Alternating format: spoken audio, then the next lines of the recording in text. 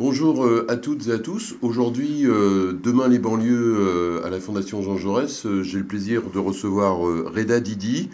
Il est spécialiste de la politique de la ville. Il a fondé il y a quelques années Graines de France, un think tank sur les quartiers populaires. Il a été par le passé adjoint délégué au délégué interministériel à la lutte contre le racisme et l'antisémitisme.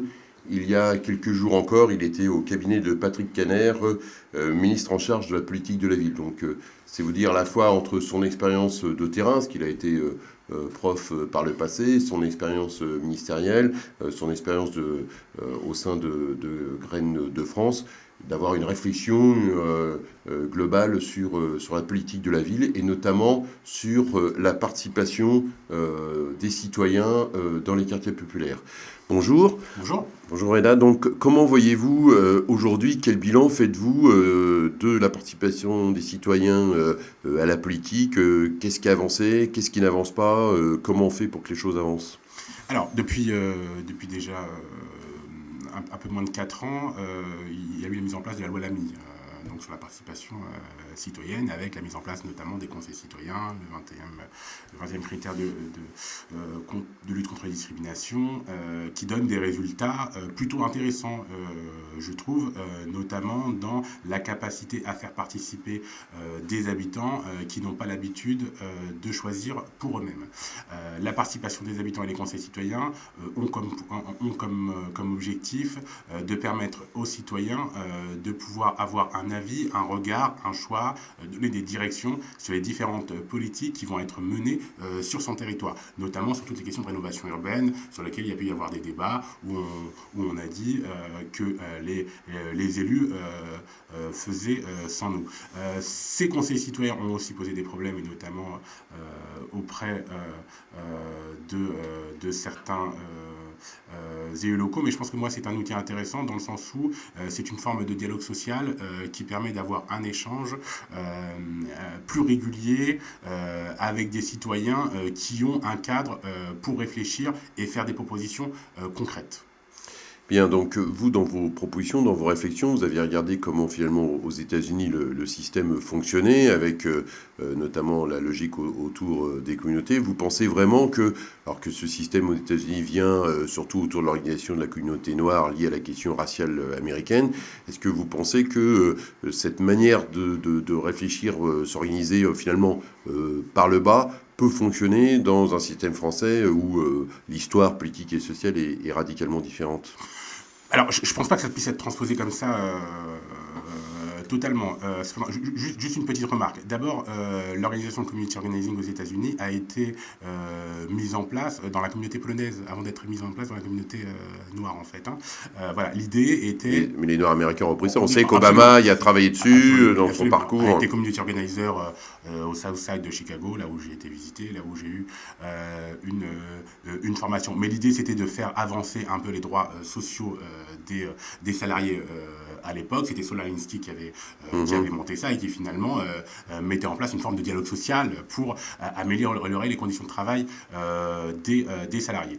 Communauté, aujourd'hui, je pense qu'on ne peut pas plaquer la question de la communauté ou les questions les problèmes liés à la communautarisation d'un territoire en France, parce qu'on n'est pas organisé comme ça, parce que notre histoire ne veut pas ça et parce que la majorité de nos concitoyens ne sont pas d'accord avec ces concepts-là. Par contre, il y a le concept de territoire, quartier qui fait communauté. En fait, le quartier dans lequel vous vivez fait communauté. Et l'idée est d'améliorer finalement les conditions de vie sur votre territoire, sur votre quartier. La question est assez simple finalement. C'est pourquoi dans des quartiers où les habitants sont de classe, j'allais dire, cadre sup, pas de problème à s'organiser quand vous avez en face de leur immeuble un immeuble qui va se construire et qui va leur empêcher de voir le soleil, ils savent très bien s'organiser avec un avocat autour, des réunions publiques, interpeller l'élu, interpeller les médias, interpeller les différentes forces en présence pour pouvoir donner leur point de vue sur ce projet-là et, si possible, faire que ce projet n'existe pas ou ne voit pas le jour. Sur les quartiers populaires, on a un peu plus de difficultés à pouvoir organiser ça. Et donc, il faut une forme d'animateurs, d'éducateurs, en tout cas de gens formés qui sont en capacité de pouvoir mobiliser les gens et leur donner les informations et toutes les informations sur le projet qui va pouvoir se dérouler dans leur quartier pour qu'ils puissent prendre leurs décisions ou en tout état de cause s'organiser pour améliorer leurs conditions de vie. Une école primaire qui ferme, comment on fait pour éviter qu'elle soit fermée? Ces femmes du petit bar finalement voilées qui demandaient à avoir un peu plus de mixité Tout à fait. dans leurs écoles, Expérience extraordinaire. qui ont su s'organiser. Et on pourrait voir se développer ça sur différentes questions. Donc je pense que l'idée de donner des outils, des moyens à des populations qui se trouvent sur un territoire et donc qui font communauté par leur territoire pour pouvoir agir et améliorer leurs conditions de vie, je pense que c'est une bonne chose et c'est aussi une chose qui permettra aux citoyens de participer un peu plus à la vie de la cité et de participer un peu plus à la politique et donc d'avoir une participation plus forte. Mais finalement, si on prend à la fois ce que vous avez été formé aux États-Unis, mais où Obama a son expérience, finalement, dans la loi de M. Lamy, il n'y avait pas la mise en place, la formation d'un certain nombre de ces, on va dire, leaders de quartier par rapport à ça. Donc, ce qu'on voit, l'expérience qu'on évoque au Petit Bar, ce sont des mamans qui ont pris la main, elles, directement, comme on peut le voir dans un certain nombre de quartiers de nos villes, de nos quartiers populaires. Mais finalement, on a mis en place ces conseils de quartier, mais ces conseils citoyens, mais on n'a pas la dimension formation, finalement au leadership, à l'organisation, à faire émerger cette communauté de quartier comme acteur. Alors, ça vient doucement, c'est vrai que on n'a pas encore le compte, de toute évidence, sinon ça se verrait, mais des moyens vont être affectés aux différents conseils citoyens pour pouvoir avoir une formation, un accompagnement, le regard d'experts sur des questions. L'urbanisme, c'est pas forcément la spécialité de tous les habitants. Et l'idée, c'est que ces conseils citoyens, par le biais d'échanges avec les citoyens, avec les élus et avec les différents interlocuteurs, puissent faire émerger des leaders. Parce qu'un leader, c'est quoi? C'est une personne qui sait mobiliser des gens. C'est une personne qui sait prendre la parole en public, c'est une personne qui sait argumenter, et c'est une personne qui a une vision, une stratégie, en fait, dans long terme pour pouvoir atteindre ses objectifs. Ces choses-là n'arrivent pas comme ça, c'est pas quelque chose d'inné ou c'est rare, donc ça demande un accompagnement et ça demande à passer par des phases de formation. Je pense que le conseil citoyen est une première phase. C'est pas la phase ultime, ça ne suffira pas, de toute évidence, vous avez raison, mais c'est une première phase intéressante. Il n'aurait pas été intéressant, comme vous avez été formé, que d'autres, qu'on ouvre une espèce d'appel à candidature national par rapport à ça? Parce que si je fais l'avocat du diable, vous êtes dans un conseil citoyen, vous allez avoir d'autres acteurs locaux qui vont intervenir, des élus, les représentants de l'État, qui peuvent ne pas obligatoirement avoir envie à ce qu'émergent des interlocuteurs locaux, des leaders de quartier. Donc il peut y avoir une logique de confrontation. Comment on essaye de dépasser cette logique de confrontation? Alors, je pense deux choses. La première, c'est que, en effet, une boîte de formation à créer des leaders est nécessaire. Donc, on a besoin de faire émerger de nouveaux leaders venant de ces territoires-là avec des outils. Il faut voir un peu comment on peut s'organiser pour créer ça. La seconde chose, c'est que je pense que les élus doivent être conscients, comme dans le monde de l'entreprise, que avoir des gens organisés est plus intéressant que d'avoir des gens désorganisés. Que le jour au moment où il y a une crise, avoir un interlocuteur en face de soi qui peut nous décrypter la crise, qui peut éviter des mobilisations négatives, destructives, est plus intéressant que d'avoir des gens qui ne sont pas organisés du tout, où l'organisation est un peu, entre guillemets, sauvage et qui peut aller dans tous les sens et donc avoir des résultats dévastateurs pour tous nos concitoyens, pour toute la société et le territoire, le quartier en particulier. C'est la question que s'étaient posée les entrepreneurs dans les entreprises. Est-ce qu'on a intérêt à avoir un syndicat et des gens organisés ou pas? Le jour où il y a une grève et une grève générale, il vaut mieux avoir un syndicat, il vaut mieux avoir un dialogue social et des gens organisés, identifiés, pour pouvoir éviter que ça ne dérive totalement. Alors, à partir de votre expérience, longue expérience, comme je l'ai rappelé au début de cet entretien, quel regard vous portez sur la citoyenneté dans les quartiers? Parce qu'on constate des taux de participation extrêmement faibles, qui sont encore en régression. Comment on avance plus largement au-delà de l'aspect de la prise en main de la politique de la ville par les quartiers? Comment on peut avancer sur la citoyenneté? Qu'est-ce qu'il faut pour sortir, pour que les gens ils aillent voter, pour qu'ils se saisissent de la dimension politique au sens le plus large et le plus noble du terme?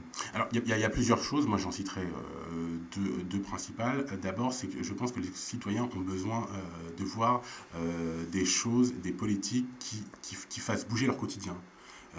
qui leur permettent de voir des choses changer, mais de façon directe. En fait, on parlait tout à l'heure de ces femmes voilées qui se sont organisées pour avoir un peu plus de mixité à l'école, mais ça peut être sur certains quartiers le taux d'emploi, donc peut-être revoir un peu ces clauses d'inclusion dans les marchés publics. Ça peut être les questions d'éducation, voir s'il y a des demandes particulières, notamment sur des enseignements particuliers. Moi, je pense que l'école privée, notamment les écoles privées confessionnelles, vont nous poser problème d'ici quelques années. L'éducation nationale, je sais que la question avait été posée, que ça avait créé polémique, mais on doit se poser la question de savoir si elle n'est pas, elle, en meilleure position pour pouvoir enseigner l'arabe, par exemple, hein, qui est un marché aussi d'avenir. Je pense aux questions très concrètes de contact avec l'administration que peuvent avoir une partie de nos concitoyens. Là, il y a des outils à mettre en place. En fait, je pense que le citoyen ne reviendra et ne participera aux différentes élections que s'il sent pris en compte et s'il sent que les problématiques qu'il rencontre tous les jours sur son territoire, sur son quartier, dans sa vie pratique, trouve des résultats et trouve des solutions. Et que là, il y a aussi une capacité aux responsables politiques de pouvoir identifier ces problèmes-là un peu spécifiques, un peu particuliers qu'ils trouvent sur leur territoire pour essayer de leur apporter une solution. Et pour ça, il faut qu'on arrive à libérer la parole, il faut qu'on arrive à organiser ces gens pour qu'ils puissent donner 2 ou 3 priorités qu'ils voudraient voir changer sur leur territoire et sur leur quartier. Donc, finalement, réduire la distance entre l'élu et le citoyen par le règlement de problématiques spécifiques que rencontrent les citoyens sur leur territoire. Ça, c'est un premier point. Le second point, c'est que je pense qu'aujourd'hui, on a aussi des concitoyens qui ont parfois du mal à se sentir représentés. Il y a un problème de représentativité très concret pour certains de nos concitoyens. Et là, ça fait écho à ce qu'on disait tout à l'heure sur l'émergence de nouveaux leaders, où il faut qu'on arrive à travailler pour avoir une plus juste représentation de ce qu'est la société française. Pas uniquement dans les politiques, hein, d'ailleurs, hein, ça serait un peu trop simple à le dire, mais il y a la question des médias, il y a la question des entreprises et de tous les domaines où sont représentés les citoyens. Et concernant la gauche, quel chemin doit-elle parcourir? Parce que finalement, aujourd'hui, ce travail de formation de leader, de gestion de leader, normalement, c'est un des rôles des partis de gauche qui sont qu'ont vocation à représenter les classes populaires. On sait que le PC l'a fait, il le fait plus vraiment du fait de son affaiblissement. Le PS l'a fait dans un certain nombre d'endroits, il le fait plus vraiment. Donc, qu'est-ce que la gauche doit faire aujourd'hui pour finalement renouer avec ces quartiers populaires où elle a été très forte à un moment donné et où elle l'est nettement moins aujourd'hui? Mais je pense qu'elle avait commencé à faire des choses intéressantes, la gauche. Hein. Les primaires à gauche étaient quelque chose de très intéressant, c'est-à-dire pouvoir permettre aux différents concitoyens de gauche de pouvoir participer à la désignation du candidat à la présidentielle était quelque chose d'intéressant. Par contre, le système n'a pas été jusqu'au bout. C'est-à-dire qu'aux États-Unis, par exemple, pour prendre la référence américaine, quand vous participez à la primaire, vous pouvez aussi être en capacité de pouvoir prendre des responsabilités derrière, que vous soyez au parti ou pas, en fait. Et là, on a eu l'impression, après 2012, que finalement, on a accédé au pouvoir et qu'ensuite, on a fermé les portes et les fenêtres. Vous savez, il y a l'expression ouvrir les portes et les fenêtres juste avant les présidentielles. Et puis ensuite, derrière, il faut permettre aux gens qui ont participé à cette dynamique, qui ont participé à cet élan ont été positifs, de pouvoir prendre des responsabilités. On l'a fait un peu, hein, mais pas suffisamment à mon goût. Donc, il faut que la gauche s'ouvre. Il faut que la gauche s'ouvre, il faut que la gauche travaille un peu plus avec la société civile, et il faut que la gauche arrive à préparer un peu mieux, j'allais dire, la participation et la concertation quand elle met en avant des projets, même des projets de loi. On le voit là, avec la loi sur le travail. Je pense qu'une concertation un peu plus forte avec les partenaires sociaux en amont aurait été beaucoup plus intéressante et nous aurait peut-être permis de ne pas être dans la situation dans laquelle on est aujourd'hui. Il faut vraiment qu'on arrive à avoir dans notre tête ces idées de co-construction, de participation, de co-vision, enfin voilà, vraiment qu'on ne soit plus des élus, des collaborateurs qui travaillent dans un coin tout seul, mais qu'on arrive à mettre autour de la table les différents acteurs qui sont touchés par les projets qu'on veut mettre en place et qu'on ait une forme de concertation qui nous permette d'avoir leur aval en amont. Optimiste pour l'avenir? Toujours optimiste, toujours optimiste. Il n'y a pas de toujours optimiste. Voilà, on est encore là pour des années. Les choses avancent. Hein, il faut, voilà, on a dressé les choses avancent progressivement dans la société. On le voit bien, mais le compte n'y est pas. Merci Reda Didi. Merci. À très bientôt. Merci à vous.